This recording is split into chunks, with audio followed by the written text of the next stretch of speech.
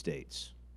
We're one of the few industries that lets that happen thanks to our government, and it's costing us big time. Well, I've read that imports have increased 200% in the last 4 years, and our exports have gone down the last 2 years.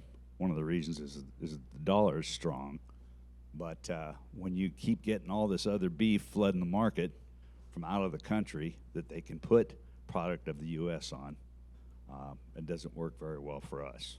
But right now, it's looking like the beef numbers are going to stay relatively low for the next year or two.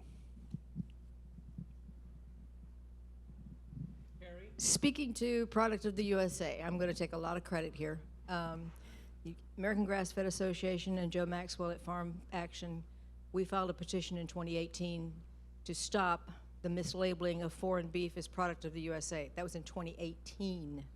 We filed it with them. Vilsack put it in his executive order when he came into office. I mean, not Vilsack, Biden, excuse me, that would stop, that they could no longer mislabel offshore beef as the product of the USA. Mr. Vilsack decided until he would let that happen until the end of 2025, and he made it voluntary. So at this point, if you see product of the USA on a beef label, I guarantee you it's not from the United States. And it's our government that's allowing it to happen. We fought with them from 2018 to 2020, whenever he came into office, and Vilsack's still allowing it to happen. And they say it's going to stop. It's not going to stop, but we're not going to fight. And that's one thing that we did do. And it's on the books, and it's in there, but guess what? So, yeah. I love having this conversation because I'm most likely like 99% wrong, but I'm going to call the market has hit a peak and it's on its way down. I hope all the ranchers out here aren't mad about that, but that's my opinion, is harvest some profit. I sold my heifers this year for $3,800. Like, if you wouldn't buy them for $3,800, you should be selling them for $3,800, in my opinion.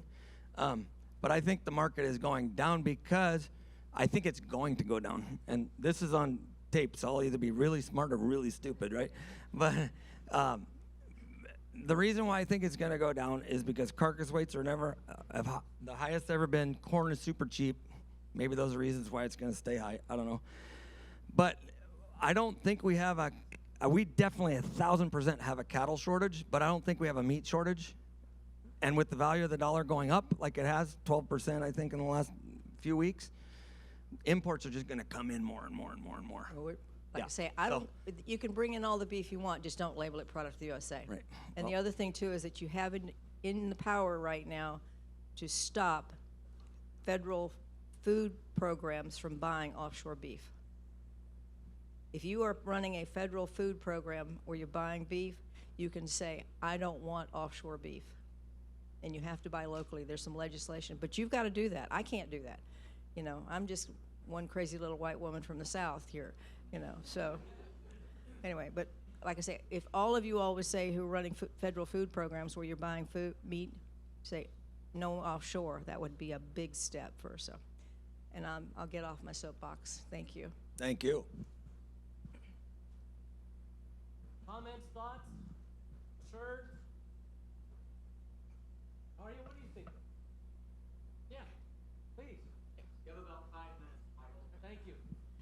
Thank you. I was curious about I think we were mostly focusing on the roadblocks that we can overcome internally, but I was curious about more overt opposition, if any.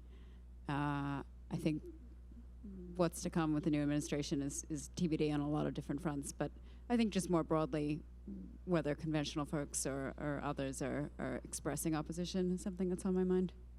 Or how we I could express it in the positive, which is how do we bring more folks on board? How do we support with the transition? So Yes, ma'am. I hear overt as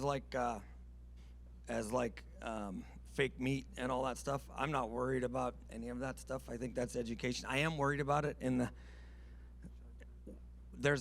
if you have young children in schools, they get fed so much BS and what's good or what's bad for their bodies. And then you look at the ingredients in in what the kids are getting fed, and it's like safflower oil and sugar are two of the top things. So I'm worried about that. I'm not worried about the fake meat stuff.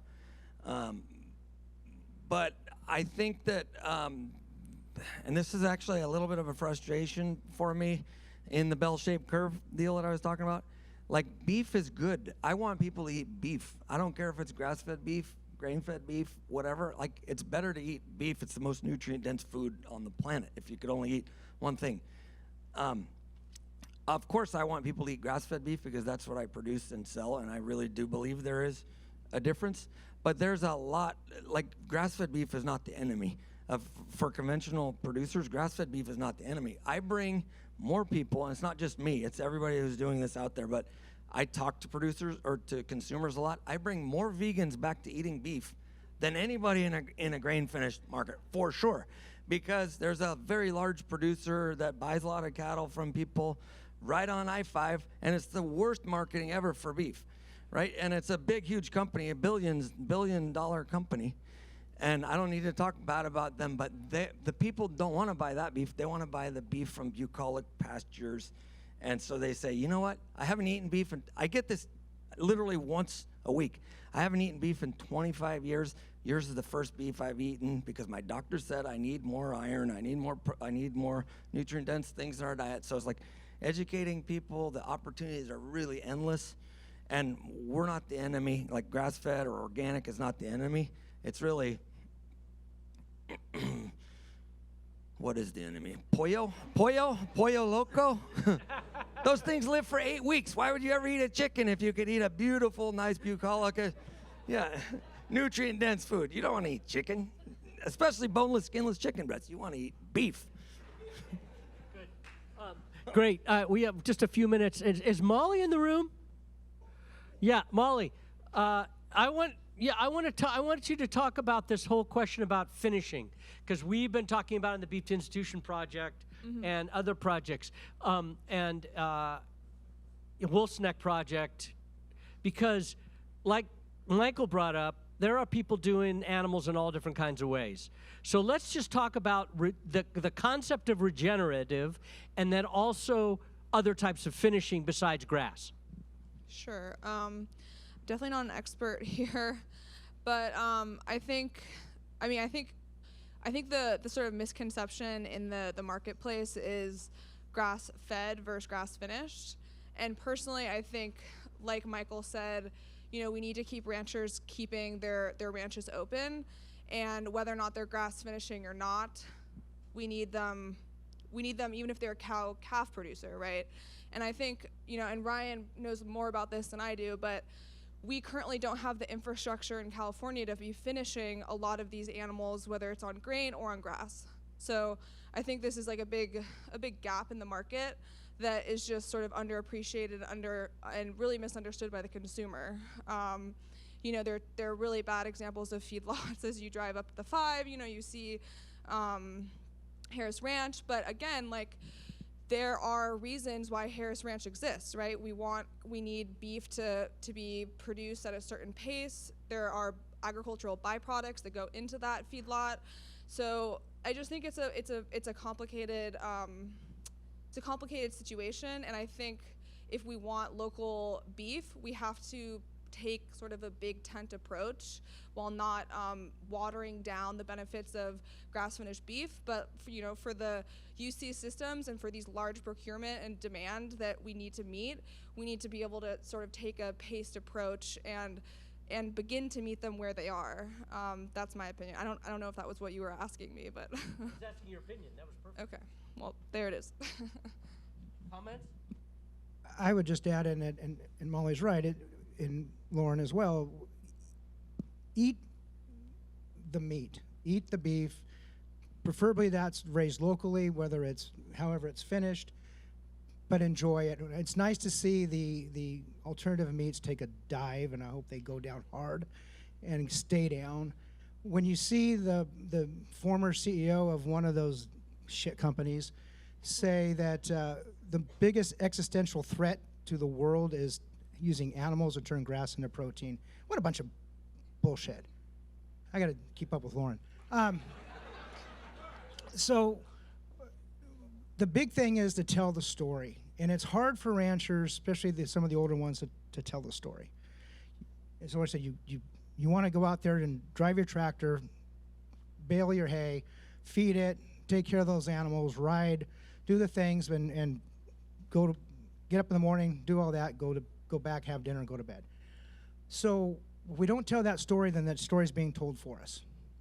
That's the key. We've done at Rangeland Trust, we've done everything we can to get that out there, and we encourage our landowners to do that. We've got Scott and Karen Stone back here that are amazing at telling that story, and another gratuitous plug. We have a podcast, and there are the guests on it this month, so please tune into that. It's Tuned Into the Land is the name of it. But we've also did a documentary that is just coming out of the film festival circuit, so keep an eye out for it. It's called You Just Can't See Them from the Road, and it showcases 5 ranches in California, 4 on which we have easements, and 1 we're trying to get an easement on. And it talks about all of the things that you all in this room know, but those folks in LA or San Francisco may not know, is what goes on from the road that you just don't see. It's the wildlife habitat, it's that open space, it's that meat production, it's that animal husbandry, it's all of that clean air, that clean water, all those things, those ecosystem benefits. We love to use that buzzword, but it's talking about all of that benefit.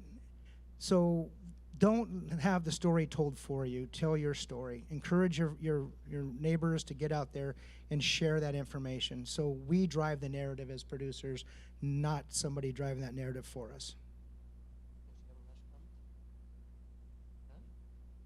Okay, yeah, yes, 3 minutes? Okay, well, you know what? We'll give everybody a little extra rest.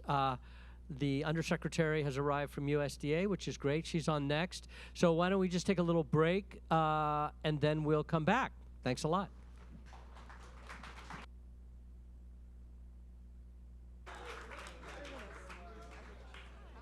We'll be back. Hello. We'll be back at 3:10.